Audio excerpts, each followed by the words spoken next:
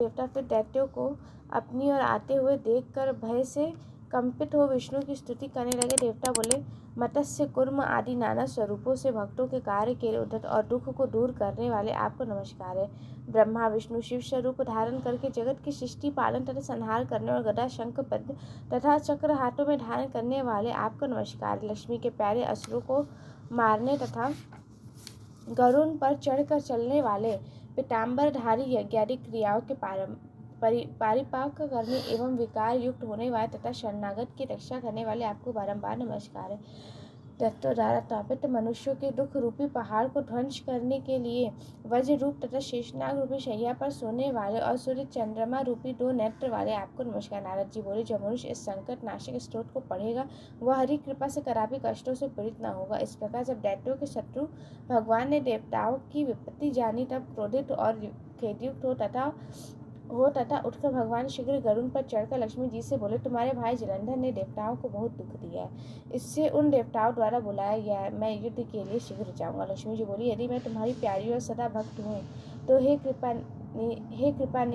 कृपानिधि मेरे भाई युद्ध में क्यों तुम्हारे हाथों से मरने योग्य होगा। श्री भगवान बोले, रुद्र के अंश से उत्पन्न होने वाला और ब्रह्मा के वरदान तथा तुम्हारी प्रीति से ये जलंधर मेरे मारने योग्य नहीं है। नारद जी बोले, ऐसा कहकर गरुड़ पर चढ़े शंख चक्र गदा और नंदक को धारण के भगवान जहाँ देवता स्तुति कर रहे थे वहां शीघ्र पहुंचे। इसके अनंतर अरुण के अनुज गरुड़ के प्रचंड पंख के पवन से पीड़ित और बादल से उड़ाए गए दैत्य आकाश के मेघों के समान उड़ने लगे।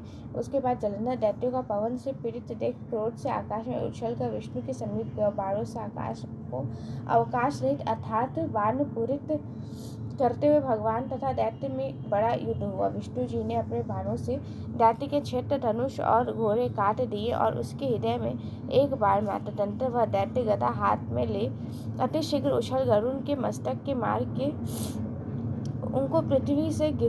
उनको पृथ्वी में गिरा दिया। विष्णु जी ने हंसकर उनकी गदा को खंडक से काट डाला। तब उसने विष्णु जी के हृदय में एक प्रबल गुस्सा मारा। पश्चात वे दोनों बलि बाहु युद्ध और मल्लयुद्ध करने लगे। वे बाहुओं से घुसों से और घुटनों से पृथ्वी को शब्दायमान करते हुए युद्ध करने लगे। वे दोनों बहुत देर तक सुंदर युद्ध किए।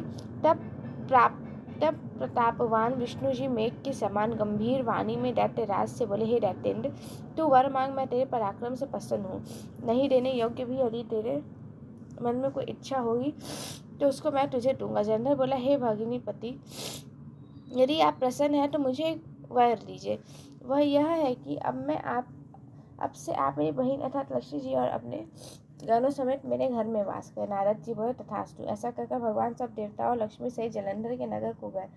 महाभाव जलंधर देवताओं के अधिकारों पर दैत्यों को स्थापित कर फिर पृथ्वी में चला आया। देवता गंधर्व और सिंध इन सबके पास जो कुछ रत्न अर्थात सर्वोत्तम वस्तुएं थी उनको अपने वश में करके सागर नंदन जलंधर राजा बन बैठा। देवता गंधर्व और सिद्ध आदिकों की ओर सर्प राक्षस तथा मनुष्य को वह अपने पूर्व को नगर निवासी बनकर 3 लोकों का राज्य करने लगा। इस प्रकार जलंधर देवताओं को अपने वश में करके प्रजा का धर्म से निज पुत्र के समान पालन करता था। जलंधर के धर्म राज्य करने के समय न कोई रोगी, न दुखी, न कोई दुर्बल और न दरिद्र ही दिखाई देता था, अर्थात उस राज्य में सब प्रजा आनंद से समय को व्यतीत करती थी। नारद मुनि कहते हैं कि उस दानवेंद्र के धर्म राज्य करने के समय उसकी राज्य लक्ष्मी देखने और विष्णु की सेवा करने को मैं वहाँ एक बार गया।